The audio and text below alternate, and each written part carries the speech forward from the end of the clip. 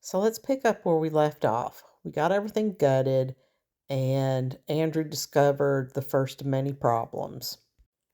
Andrew's training is as an electrician and HVAC, and he said, Mom, there's nothing level on these walls or this ceiling, and there's no way that you'll ever get sheetrock to hang up here and look correct.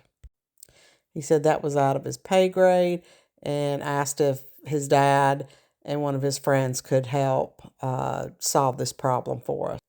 Next thing I know, they're hauling in a load of lumber and getting everything leveled up. And I'm just really getting excited because I know now we're heading in the right direction. So, how off was everything? Well, just look at the room from the back side, and you can see though the new wood that was attached to the old wood, and they all should be on the same level field, and they're not. But it's all good now.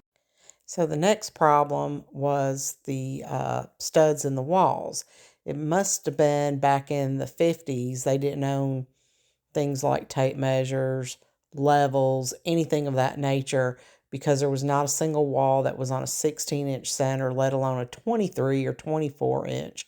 So that also had to be basically reframed. I lost a couple inches off the room, but I'd rather have it good and level and right than worry about that. So when you got to the top of the steps, there was like a little landing, and then you'd open the door and walk into the first bedroom. Now those walls stuck out into the room, and those were some that were removed.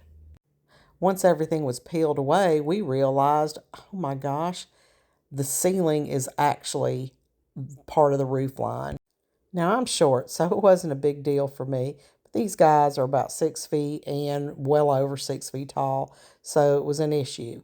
Then they were trying to figure out how they could tie that in where it looked like something natural and not a mistake, and they ended up doing an excellent job.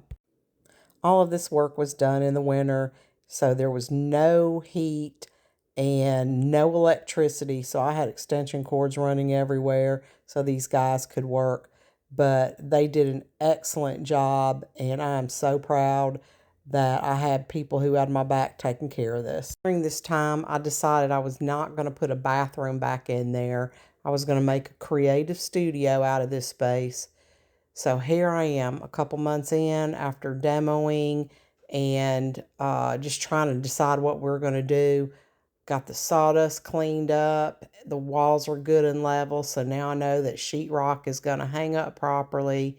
And I could not be happier with what has been accomplished to this point. So now it's time to get the electric done and get it ready for hardwired internet. Now that I'm looking at what I've got to work with, I've come up with my original plan, which was to make a creative space. Well, that was once I decided my house wasn't going to go back on the market. And I wanted to have an island built, have a little place for a bar in the corner, a little workspace for, any kind of graphic design work or photography work or just whatever I wanted to do, and then have a little throne for my little dog because I knew she'd be up there hanging out with me. All in all, I think we got pretty close to my original plan. Stay tuned, there's more to come.